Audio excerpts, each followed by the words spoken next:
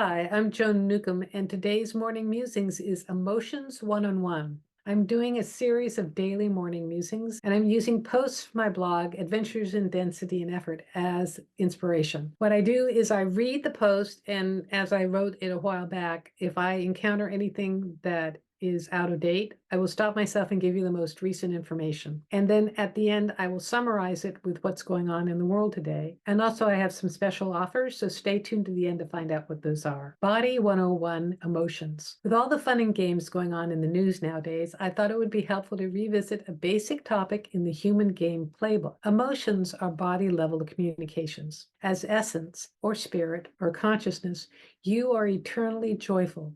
Nothing phases you, and even the most dire circumstances seem mildly amusing to you. Your physical body communicates to you with its emotions. Like a little baby cries when it's sad or needs to be changed, your body continually is sending you messages in order for you, with a capital Y, to take care of it. When we start upon a spiritually focused path, we think we need to ignore the body or discount the emotions it produces, which is the opposite of why we as consciousness chose to be here in the first place. We're here to experience all the wonderful highs and lows of living in this world, including the body's emotions. Even if we're miserable, the higher part of us is ecstatic, perhaps even more so because it's sensing really low vibrations, and it's so delightfully opposite of itself. Ignoring the body puts it into resistance with us. It will balk at taking us where we want to go and even get sick, although there's a lot of reasons for getting sick, which is a topic for another post. It's really the personality aspect of ourselves that has ethics around emotions. It's the part that says that it's only okay to have good emotions. It's not okay to have the bad ones. Not allowing all emotions is like not allowing yourself to use all your words. It's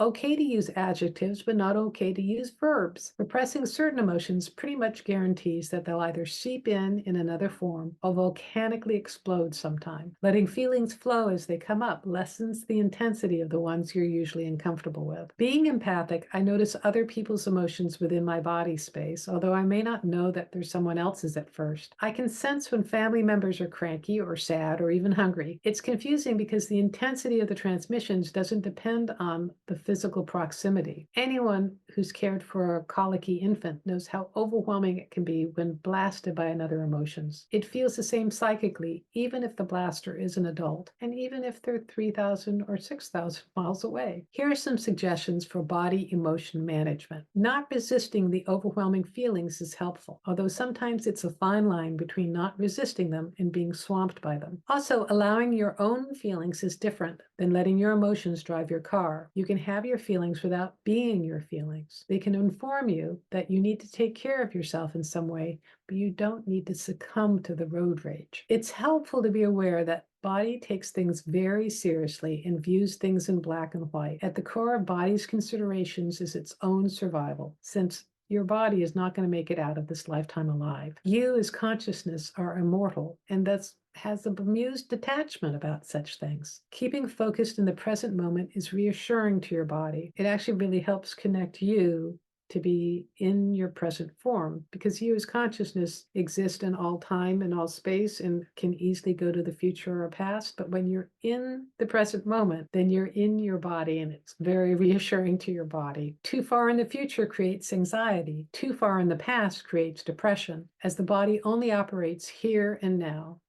It's in highly stressful situations, take it one moment at a time, because in the present moment, and therefore moment to moment, everything is okay. Focus on extreme self-care. Besides the basics of getting enough sleep, good food, enough exercise, make sure to treat your body as the adorable and precious asset it is to you. Give it bubble baths, massages, chocolate, or whatever delights it and makes it feel special. You can coax your body through tough times this way. And finally, focusing only on your reality is helpful too, since you can't control or change someone else's. They are capable and immortal beings as well.